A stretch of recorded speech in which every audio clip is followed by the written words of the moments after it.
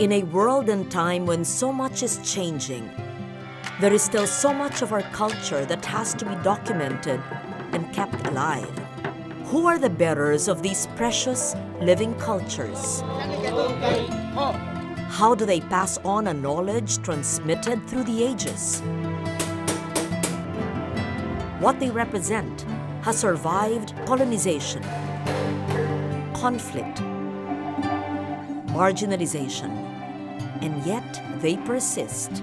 Sila ang sisidlan, the living vessels that store Dayaw, our knowledge, our pride.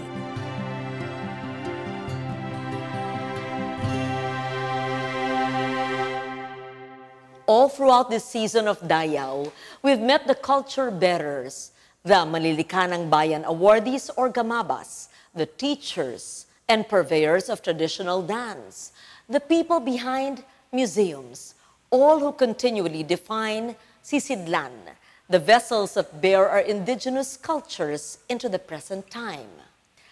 On our season ender, we discover a pocket of culture that has survived, even thrives in spite and despite modern encroachment.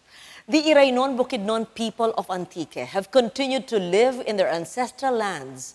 Their close and deep relationship with their environment has been kept hidden, undisturbed, affected only by the factors that they choose to be of import.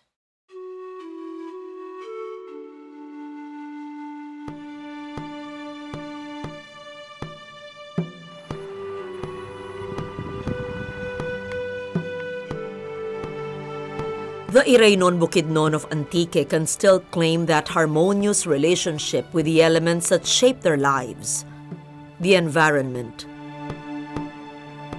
the spirits,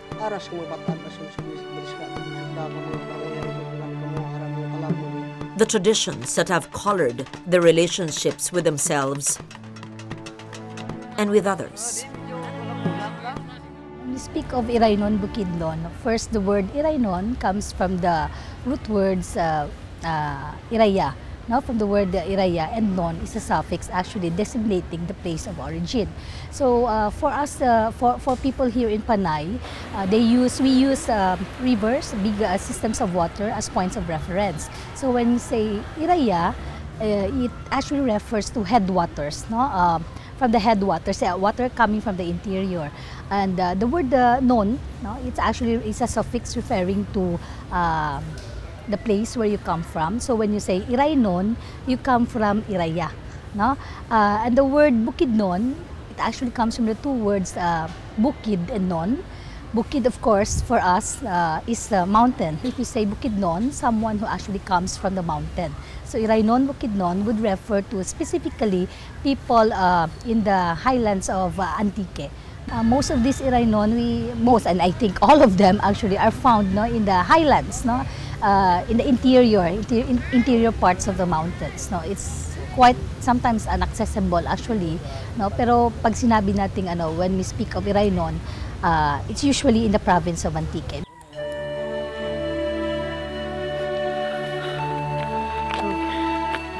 The long journey into the hinterlands of Antique was initially to document the agricultural traditions of the Iraynon. The terraces that they built may be less known than the world-famous payo of the Ifugao, but they are equally valuable evidence of a people's agricultural response to a particular and very different environment. Actually, when you go to areas of Antique, specifically if you go to General Fulion, there is actually a research conducted by one also faculty from UP. One of the faculty from UP, no, he actually said that there are certain words associated, no. If you try to ask words, mention words such as atog, patok, and kalog, no, kalog. These are words associated in rice terracing or pagpatok or pagatog. Like kalog is actually referring to, no, when you actually dug a certain portion for irrigation, no, for water irrigation. Atog and patok would refer to like the clearing of the land, of the slopes after kaingin, no. And then the other term would refer to the systematic way of actually putting stones, rice straws, as well as mud, land, to actually serve as a wall for the terrace. Many of the people in the areas of Antique for Iraynon-Bukidnon, their way of living actually is farming. Because these areas, I believe that these areas, they have a very good relationship with nature. So yung kanilang livelihood is also, much of it is also related sa kanilang environment. Ng province of Antique, parang hindi pa siya masyadong na-explore ng mga researchers. So even yung concept ng rice terraces was, yung term actually na ginagamit ng iba it was discovered. But I believe I think if personally, if I would have to use a term, it would be rediscovered. Kasi even before 2014, andyan na yan siya because we said it has been there for quite a number of years, hundreds of years as they claim, hundreds of years. And even that particular claim, we have to validate it pa rin, To hear the Iraynon describe their agricultural practices is to peer into a life that has been molded by the relationship to their environment. Spoken in the simplest of ways, the words of Jolito Bayog, an Iraynon farmer, trace the time-honored practices of Iraynon terracing. Amazingly, their agricultural calendar yields 3 harvests a year. Aming ginawa ng mga Iraynon, nung unang tumira dito ang mga matatanda namin, ay dito rin sila nagbubuhay dahil nagtitiis muna nung araw pa, parang makagawa ng mga kabuhayan nila, nangyari na ang rice terraces. Unang nagsisimula, nagkakaingin kami. Puputol kami ng mga kahoy at saka maghuhukay rin pagbandang huli ng mga panahon para bubuhay kami dito. Ang first cropping naman po, yung August mayroon din at saka September hanggang October. Ang second cropping po ay January, February. Third cropping, May-June. The system of terracing also involves the building of the stone walls, much like the Ifugao of northern Luzon. But the terrain here slopes in a gentler manner, allowing for wider terraces, all worked by kin and community. Noon pa daw sabi ng lolo ko, wala. Pero nang naglalaki ng mga lolo ko at saka mga tatay namin, yan ang nagagawa ng mga rice terraces ng bawat isa sa kanila. Lalo pa kami rin na maglalaki ng mga anak nila. Kami rin naggagawa ng mga malawak na parang marami rin kami. Nung araw, kukunti lang yung mga matatanda dito. Siyempre, konti lang man ang nila, ang produkto. Sa ngayon, malawak na yung lahat ng mga rice terraces, pinaparte namin yan sa kamag-anak. Sa nung araw, nung unang panahon, sa isang matanda, mayroon na isang halimbawa na may isang hektarya dito, lininis. Marami yung mga anak mo, pinaghati-hatian nila. Kung 10 hektarya ang sa kanya, lahat yan sa mga anak niya na pang hati-hati para mapundar nila.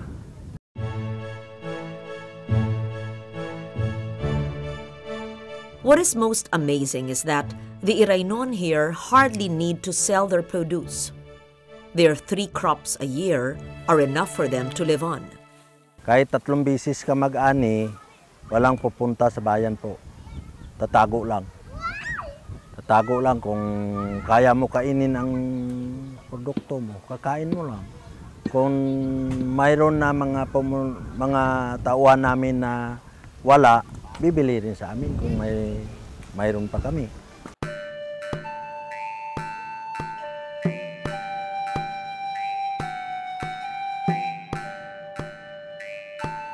Though many of them have turned Catholic, the animist roots of the Iraynon are still seen in the rituals of the harvest,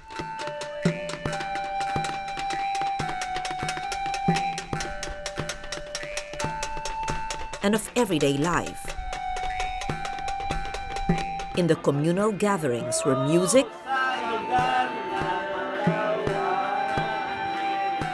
and chanting are heard. Tingki kabalanan hakdan kabalanan kamu kabalanan aram bara aras mo bat ade ko pa ta panguyangan ko ang ano ni balik mo ay amo jagin hambal nga sundanan amo jud kamo kada tuig nga halad kami kang mga paranguyangan ko oras tigrani. In his principles and beliefs that they follow, no?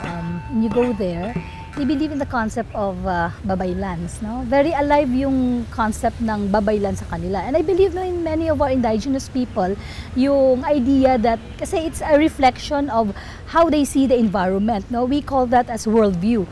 They see the world that we are not the only human beings here, and there are other spiritual beings that coexist with us. The concept of babaylan, Antique actually, we're not only referring in Antique as like in an IP area, but Antique as a province in itself figured well in the history of Panay in terms of the presence of babaylans. So more so when we try to talk about indigenous peoples, because as I've said earlier, it's actually a reflection of how they see the world.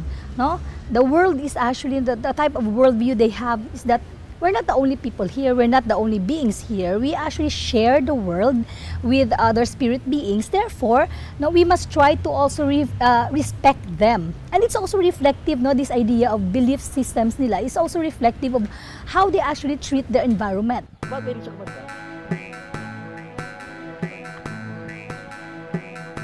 Much research must still be done in order to fully understand the lifeways of the Iraynon of General Fulion. Theirs is a life that is far from idyllic, but what they have, their relationship to a land that has been most generous to them, and the viable, self-sustaining tradition of agriculture that has molded their communities is enviable. In a world where so many life-sustaining practices have vanished, the Iraynon have much to be proud of.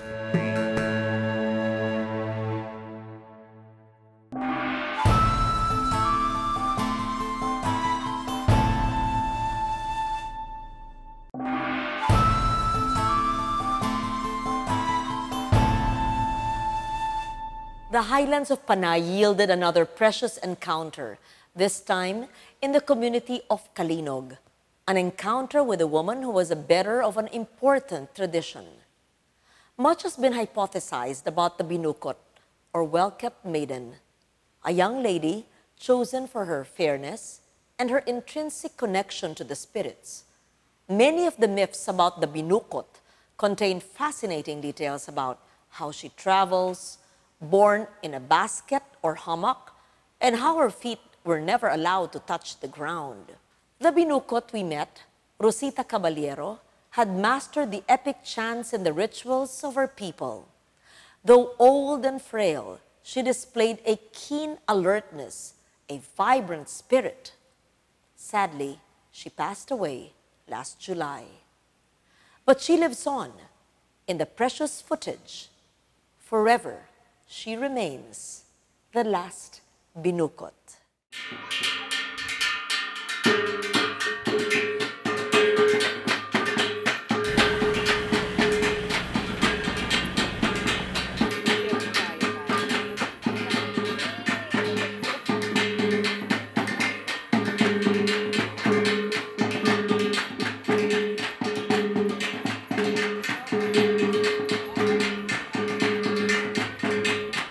Ako si Rosita Caballero. Si Rosita Caballero, isang binukot o well-kept maiden. Nagsimula siyang ibukot o sa loob ng kwarto nang hindi pa siya daw marunong maglakad. Dahil sa kanilang angkan, siya ang pinakamaganda at saka pinakamaraming pera. At saka sa loob ng kwarto, may uripon siya, means nani or yaya. At saka bawal siya mainitan ng araw. Diyan sa kwarto, kung mamuson ako, ginapamamuson ako ginikanan ko sa Imbis din mo magkuhan ka rin. Marami mo nakita lang daw kung pagpagsawa ka. Kahit daw ang mga PC at Philippine Constabulary dati, yung hindi siya pwede makita dahil binukot na siya kasi maraming curious na makita siya kung anong itsura niya. Pero bawal. Kasi yan ang sa kultura. Yan, pirtahan ka, magkawala itong mga tao.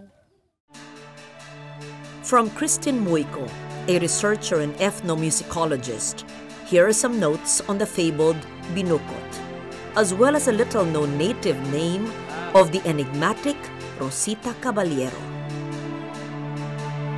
A binukot is historically linked as a principalia, a woman of prestige, of wealth. In the Panay Highlands, she is popularly recognized as someone who has knowledge, who is beautiful, who has a fair skin. One of the important stages, when she is ready to be introduced to the public, because she's not been seen in the community for a long time. When she comes out, that's when she dances the tigbabayi, binigbabayi.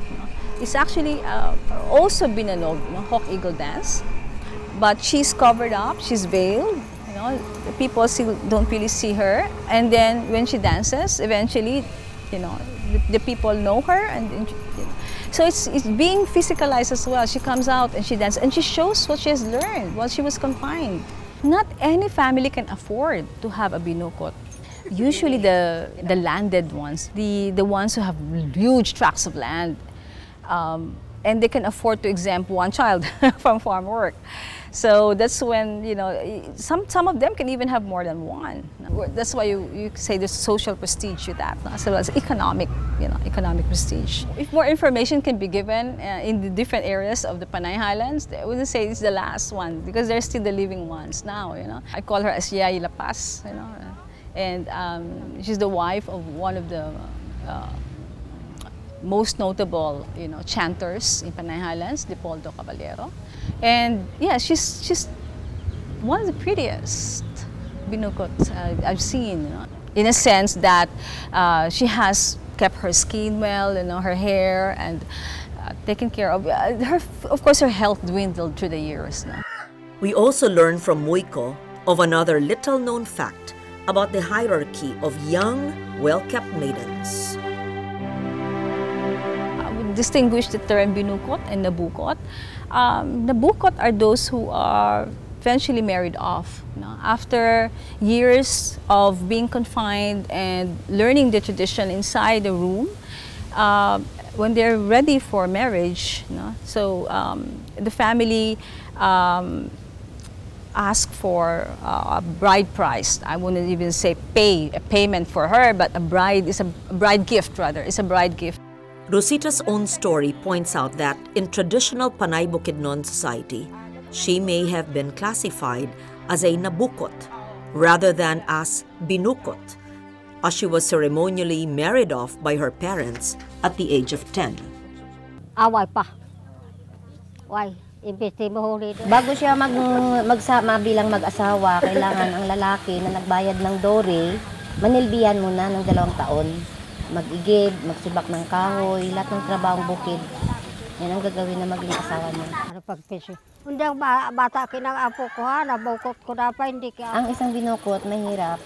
Pag ang mapangasawa na lalaki, ay walang tiyaga at saka hindi mapagmahal dahil ang isang binukot, walang talagang alam, walang kamuwang-muwang sa trabahong bahay, sa gawaing bahay. Kaya nga kailangan, kung mag-asawa ka ng binukot, kailangan talagang mahal na mahal mo hanggang ikamatay mo na pagsilbihan mo. Hanggang ngayon, sinusubuan pa yan, nakaupo na yan sa duyan. May siling pa na sa uluhan niya. Si Manong pa yung nagapaligo. Si Manong lahat ng magpabihis sa kanya, magtimpla ng Milo niya, lahat nakaupo lang hanggang ngayon. Like ani, pagabuhi mo, may asawa. She has already, come to terms with the life, in the lowland, in the town of Calinog, Tapas, the surrounding towns, and that agricultural, society that's surrounding the Garangan and the nearby areas. So she can balance these different kinds of living, the modern world and the traditional world. So she has both the tradition and the change within her.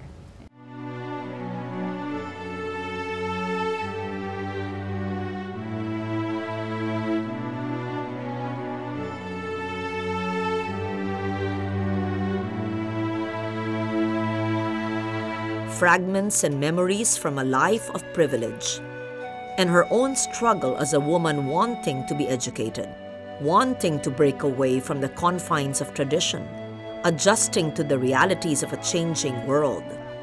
There were many secrets that Rosita carried with her to her grave when she passed away in July 2017. In our minds, she will forever be etched as the last of a long line of well-kept maidens.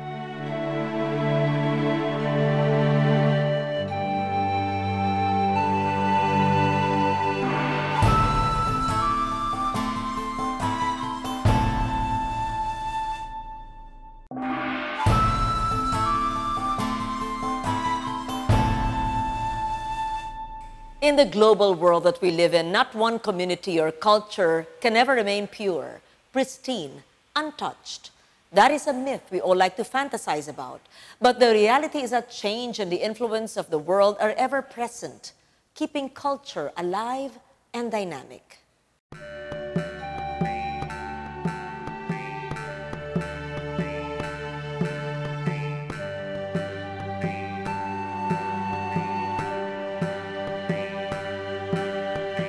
Compared to other Philippine indigenous peoples, there is a scarcity of research about the Iraynon-Bukidnon.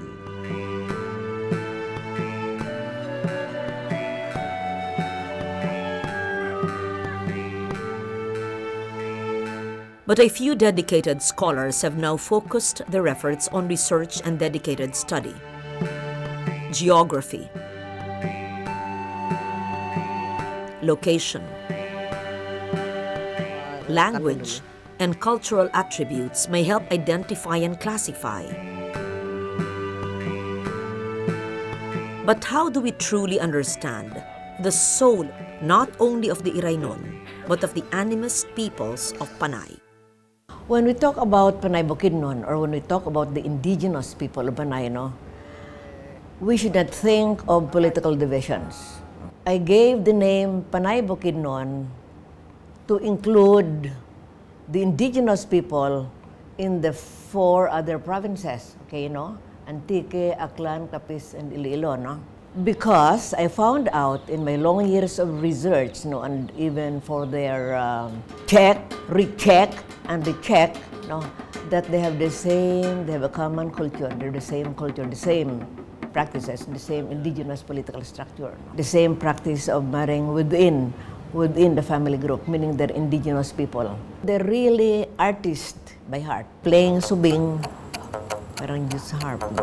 Then playing tikombo, what would look like a bamboo violin. There are parents whose children are very good in binanog dancing, in panubok, meaning embroidery, with patterns based from plants, indigenous plants, and then flowers, and then animals, and some characters from the epics, Dr. Magos's studies have even revealed the intricacies of a traditional society as reflected in the proper attire. An attire that, when complete, endows the wearer with the confidence to sing, dance, move, and proclaim a pride of place and identity. The ideals of a race, the qualities that make men and women the very best that their society holds ideal, are reflected in what they wear and how they present themselves and their cultures to the world. Our brief encounter with them shows us just how intertwined all aspects of life must be for life to be truly meaningful, for culture to be truly dynamic.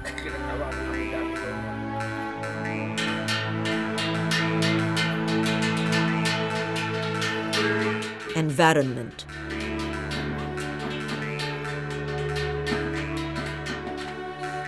Agriculture.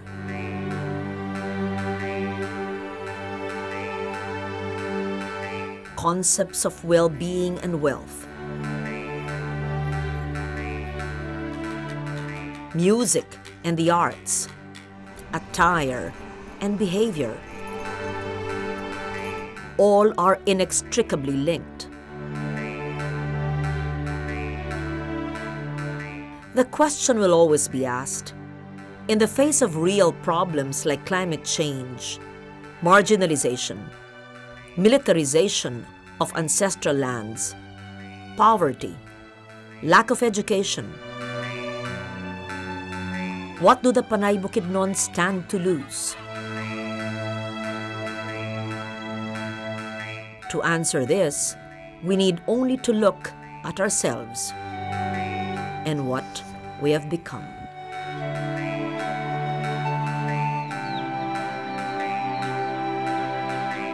What does it take to be a vessel of traditional culture? In the case of the Gawad Manlilikanang Bayan awardees, it takes fortitude, a mastery of a single passion, a staunch belief in the importance of one's mission, even in the face of so much neglect. In the case of the Iraynon-Bukidnon, a steadfast love and dependence on the environment and the relationships with the land nurtured through centuries. For the teachers and mentors who study and preserve indigenous cultures, it takes courage. It takes heart and love to look into the cultures of others, to preserve these, to hold them up to the world and say, this is special, this is worth preserving. I hope that this season of Dayaw has inspired you in your own way, in your own communities, with your own traditions, to be bearers of culture. Lahat tayo ay maaring maging sisidlan. We are all bearers of Dayaw, our knowledge, our pride.